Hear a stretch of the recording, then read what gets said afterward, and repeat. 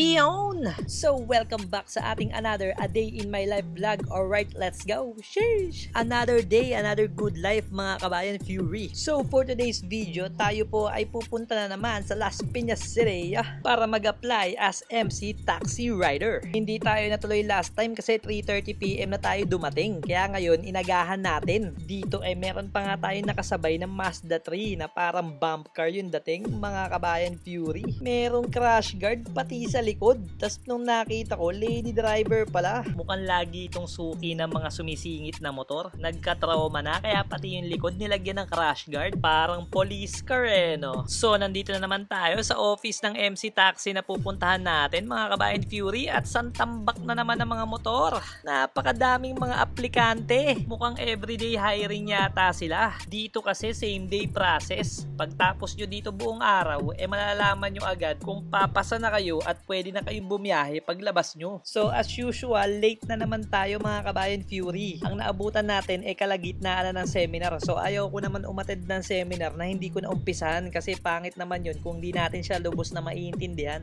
Batak kasi tayo sa ML no mga panahon na yan. Kaya lagi tayong puyat at late matulog. So late din nagigising. Kaya umuwi muna tayo sa bahay natin sa Laguna at nung kinagabihan, bumiyahe tayo papunta sa Bacoor, dun sa bahay natin. Dun na ako natulog para mas malapit ako sa opisina sa Las Piñas. Naumay na kasi ako magpabalik-balik. Kaya susurbulin na natin this time. Pag dito na naman kasi ako natulog sa Laguna, tatanghaliin na naman tayo ng gising, aabutin pa tayo ng traffic at napakahaba pa ng biyahe. Dito nga pala ulit yung daan natin sa may Daang Reyna. Napakadilim dito mga kabayan Fury. Buti na lang at sanay tayo bumiyahe ng gabi. Hindi tayo takot kahit sa madilim. Pero naalala ko dati nung first time ko magkaroon ng 4 wheels, galing ako ng Baguio noon. Doon kasi ako tumira dati for 5 years din. Nung unang beses na binaba ko siya pababa ng Manila, tapos hating gabi na, medyo kinakabahan ako kasi feeling ko merong sasakay sa akin na white lady. Pero pag motor ang dala mo, hindi ka sa white lady kakabahan kakabahan ka sa mga hold-upper. So nandito na tayo sa bahay natin sa Bacoor, mga kabayan Fury. So this time nagdala na tayo ng pangligo natin at pamalit natin para sa lakad natin bukas. Ang sarap talaga sa feeling na may sarili kang bahay, no? Yung secured ka at makakatulog ka ng mahimbing. So available pa din nga pala tong bahay natin na to mga kabayan Fury. Sa mga interesado magkaroon ng sariling bahay, message nyo lang ako. At sa mga hindi pa nakapanood ng mga nakaraang vlog natin, never pa namin natiran to. Kayo ang bibinyag dito. Maglilipat ka na lang. Bagong pintura pa yung buong bahay. So nandito na ulit tayo sa Vista Mall mga kabayan Fury, and this is it, the moment of truth, and the truth will set you free. Alright.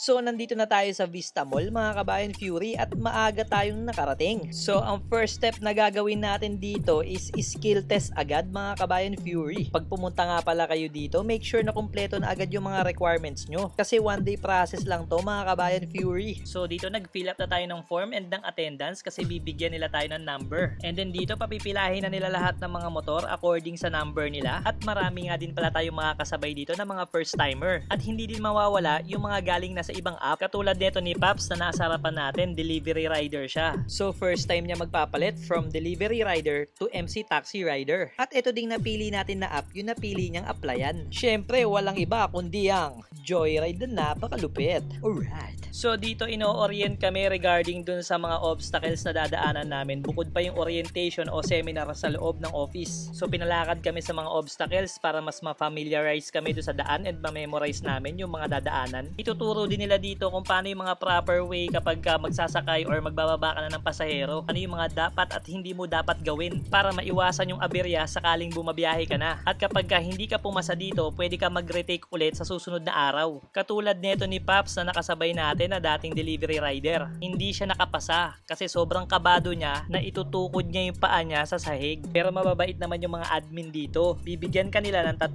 beses na chance para umulit at kapag hindi mo talaga napasa yun, babalik ka na lang ulit sa susunod na araw. Practice ka na lang muna sa inyo bago ka sumabak ng skill test ulit. Sa delivery app niya kasi wala nang skill test. Babiyahe ka na lang kapag kumpleto ka na ng requirements at na-approve ka nila. Dito kasi sa Joyride, buhay ng tao yung dala natin kaya kailangan kabisado mo talaga yung motor mo. At ang isa sa mga sikreto talaga dito, kailangan wag na wag kang kakabahan. So ito na ang result ng ating skill test mga kabayan Fury.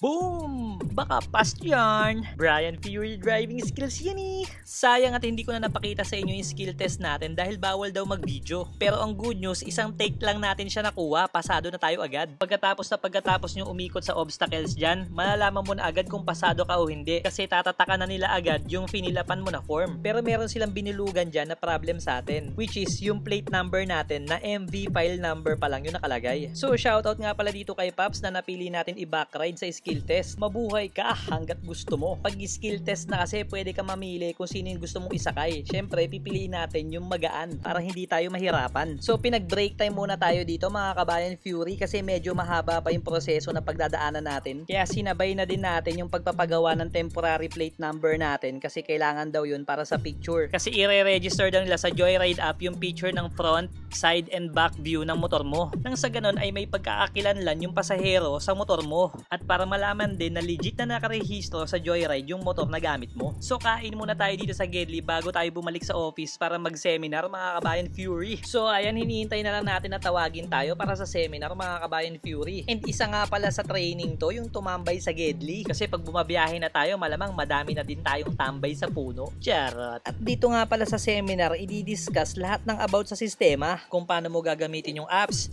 paano ang tamang diskarte, mga troubleshooting, and syempre yung about sa mga safety protocols natin. Medyo mahigpit sila dito sa mga kamote, mga kabayan Fury. Kaya wala ka masyadong makikita na joyride na involved sa accident. Hindi kasi sa kanila importante yung magaling ka magmotor o mabilis ka magmotor. Ang importante sa kanila yung disiplinado ka sa kalsada. So bali ang binayaran nga lang pala natin sa joyride yung binili natin na jersey. So kumuha tayo ng 2 jersey para meron tayong pamalit at isang joyride helmet para talagang legit tayo na rider ng joyride. At syempre, para maganda tingnan sa vlog. Pero kung ikaw, 2 na ang helmet mo, hindi ka na required na kumuha pa ng joyride helmet. Kasi bibigyan ka nila ng free cover na may nakalagay na joyride para ilagay sa helmet mo. So, itong binili natin na helmet, nagkakahalaga ng 450 pesos. So, yung jersey, 200 pesos each. So, suma total, ang binayaran natin dito is around 850 pesos. At ang good news nun, meron tayong free top up na nakuha worth 2,000 pesos. Kaya kung masipag ka mag-rides o bumiyahe, i-divide mo yung 2,000 na top up sa 20%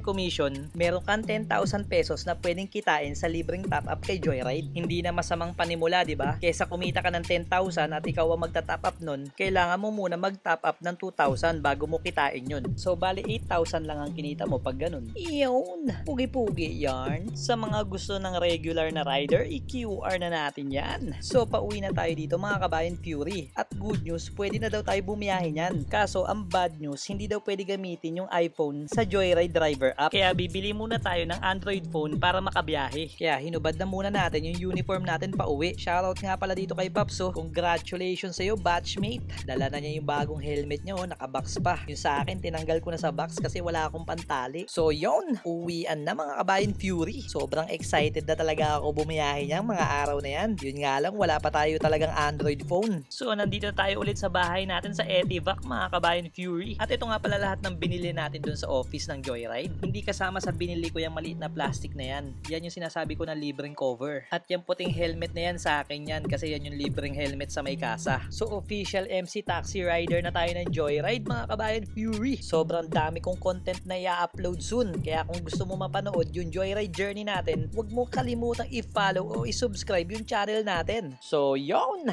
hanggang dito na lang. Kung umabot ka hanggang dito mga kabayan Fury, isa kang tunay na alamat. Mabuhay ka hanggat gusto mo. Alright, see you until our next vlog mga kabayan Fury. Let's go!